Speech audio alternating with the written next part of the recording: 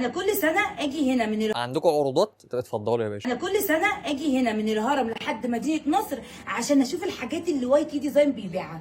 طبعا حاجات مميزه مفيش غيرها، يعني حاجات مميزه، هي حاجات تبان ان هي معقده بس مميزه. السنه كان بيبيع البنطلون ده، والسنه دي بيبيع التوب ده.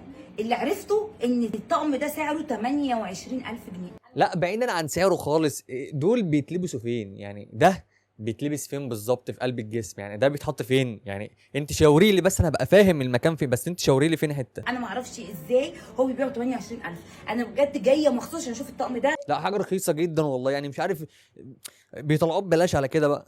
ازاي ب 28000. يعني انتوا قولوا لي ده مين يلبسه؟ يعني مين يلبس قطعتين دول واعملهم لي طقم؟ يعني انا ازاي؟ تقريبا اللي يلبسوا كلاب، مش وكمان كده انا بغلط فيهم في بني ادمين بس مش عارف دول برضه بيتلبسوا فين حته فاني منطقه. وبعدين 28000 يعني حاجه رخيصه جدا، يعني انا لازم اجي اشوف المحل ده، لازم اجي اشوف المحل اللي بيبيع ده، لازم اتاكد بنفسي.